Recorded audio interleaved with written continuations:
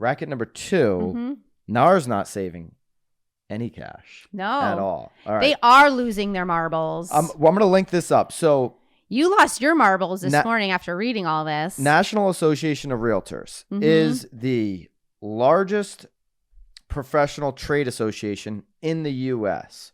We get, as realtors, we get a huge benefit from this trade association when they lobby in D.C., when they make sure they stop, the administration is threatening taking away 1031 tax exchange. Yeah. Let's educate these politicians on what that would do to our industry so that they don't make a stupid law, right? They do great things like that. You can debate, like the last racket, what they're doing with money in terms of an ad campaign for consumers. We've obviously debated a bunch of times when they go out and buy software, and they shouldn't be really, in my opinion, I don't think our trade association should be dabbling in software. They are not good at software. They've proven to not be great at software development. So this is the largest trade association in the U.S. It's a nonprofit, tax-exempt 501c based in Chicago, Illinois. They own a big building in Chicago, and they own a big one in D.C. Somebody in that last article said, get rid of the Chicago one, keep the D.C. one. Like, what do you need the Chicago one for that we pay for? Anyways. We should take a visit. We should. So let's just go through. We've got $150 fee going in. Let's go through the. Wait, where are you going to start? You're going to start 19, or you're going to work your way down and up? All right. So I went down a big rabbit hole because basically that comment in the last. Well, you were calling his bluff. You were totally calling. Well, I was like, no way. Millions. I got to say, I'm a little embarrassed that I don't actually know, that I didn't realize how much the execs, the board directors at the top of NAR were getting paid. And when he made that comment in the last article that the directors were getting millions of dollars a year, I was like, Inman didn't dispute this. What's going on here? Like, this can't be true. So then I just started Googling it. And because they're, a 501c, this stuff is public information. So I've got a bunch of links. I guess we'll put all the links in there, Bobby. Let's just go 2018, because I didn't get 2020 or 2021. No, we have not. I scoured the internet. I scoured Inman. Inman has an article going way back. You want to start there? Let's start with that was 2016. I think this all started. So the Inman 2016 article, where NAR spends its money, employee compensation. Employee compensation is a very large percentage of where NAR is spending their money. So back in 2016, the CEO, Dale Stinton, he was the CEO in 2012, 2013, and 2014. Inman reports that in 2012, his salary, 10 years ago, was over $1.5 million, $1,511,000 a year for 37 and a half hours of work per week. Yes. I don't know why they put that in there. It was funny. Well, I think they just wanted to make note that that he's not even working full time. Well, so I think that's considered full time. Not to me, it isn't. So 2013, Dale Stinton, same CEO, makes $1,535,123 per year. He went up a half hour per week to 38 hours. 38 hours, yeah. Dale Stinton, CEO in 2014. He needed the half hour back. Salary goes up. NAR salary, CEO of NAR, to $1,638,000 and change. But then he took that half hour. He said, "Nah, you're not getting the 37 and a half hours a week." Nap. All right, the VP of Finance and Comptroller. VP of Finance. Well, comptrollers are actually in charge of benefits. Okay, so he's helping with finance and benefits. With all of these individuals' benefits. $300,000 in 2012, $350,000 in 2013, almost $400,000 in 2014. Bob Goldberg, current CEO. We'll get to his current or recent salaries in just a minute. He was the senior vice president of marketing and biz dev. In 2012, he was making $676,000+ a year. In 2013, $735,000+ a year. In 2014, $774,000+ per year. Lawrence Yun, who we've talked about, we've covered a bunch of the information that he's been quoted in various publications over the years here on The Real Word. Lawrence Yun, the senior vice president, chief economist, 2012, 460 plus thousand, 2013, 487 plus thousand, 2014, over 500,000. I mean, he's still there today. He's been there forever. And listen, the salary increases. Wouldn't you stay forever? Look at Dale. So let's jump. I found 2018 on Paddock Post. Yes.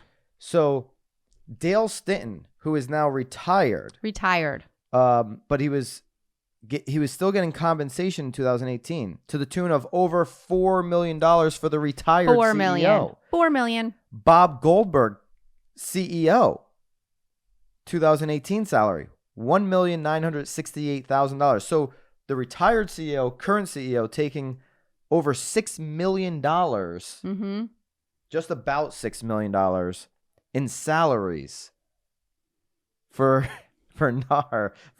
Okay, so there you go. You have a Katherine Johnson, senior vice president, general counsel, almost 700,000. Lawrence Yun, the chief economist, he's up in 2018 to 659,000. He hasn't increased too much. He's keeping himself modest. He's like, I'm just happy.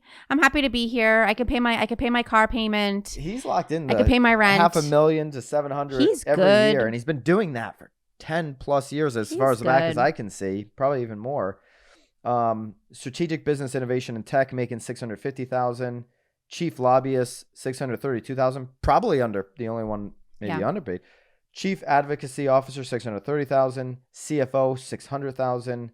Membership development 500,000. Chief tech officer 470,000. Talent development resources 460,000. Former key employee 377,000. Why not? Employee. I want to be the former key employee. Yeah, it sounds like you're not doing anything. No, probably it sounds 0 hours. It sounds like they're like, we can't let them go because like their dad worked there. President-elect of that year was 350,000. Let's go to 2019. Okay. Now 2019 total revenue 338,000. No. 338 million. Good. 287 million of that came from your dues, your $150 that you pay. So 85% of revenue generated by NAR is the money that you're paying to NAR. Sale of assets during that year was 9.6% of revenue, 32 million. But that could have been a sale on an asset, Nicole, like software that they lost money on. I don't know if it is or it isn't. I'm just saying that this number doesn't tell you, even though you sell an asset, you may have paid $50 million. We'll go down real quick down to 18 and see if they had any sale of assets down there because they lost money in 18. In 2018, program services, which is your dues, was 95% of revenue. So it's basically year in and year out, they make money off of your $150 per year due, okay? That either your local board is kicking up to them or you're paying them direct. In 2019, which is the most recent year that I could find compensation numbers for, Bob Goldberg, CEO, he's now up from his 1.9 to 2.239 million. And seeing where Bob Stinton's salary went as being retired in those years and still collecting $4 million. He's going to get another. Bob's on his way to $4 million. For sure. Good for you, Bob. I mean, it's been 3 years now. The senior vice president of government affairs is up to 784,000.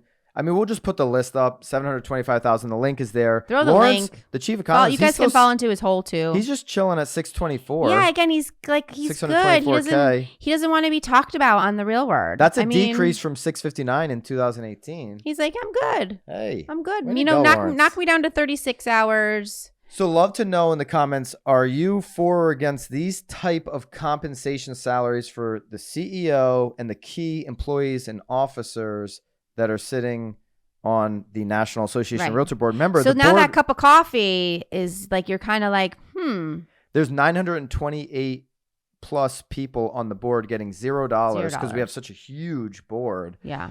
But these key employees are all making really significant amounts of money. Yes. And so couple things here. Racket number one, are we spending the money in the right place for, the marketing campaign? Number two here is our direct money that's going towards salaries, which is over like 25% of total expenses is these salaries, right, and wages. are these in line with where we should be spending our money? Should the CEO be getting of NAR $2.5 million? Should we be aspiring to be the CEO of NAR someday? Okay, and then is this an outdated? There was a quote in that Inman article. Somebody was saying, like, I can't wait until the day where I don't have to choose whether, or I have the choice rather, whether to be a part of NAR or not to be a part of NAR. Basically saying that this antitrust thing is going to get broken up. There is no validity behind that because that's not even in the conversation. She's speculating and projecting that someday she'll have a choice. I don't know. Just love to hear from you. Do you want a choice? Do you currently have a choice in your state? And do you like where this money's being spent, both on the ad campaign and then on the salaries? All right. Hey, guys, appreciate you checking out this episode of The Real Word. If you want the full episode, go over to the Broke Agent YouTube. That's where we're hosting the full podcast. If you want to continue to see the segments broken out and the short clips, stay right here on The Real Word YouTube.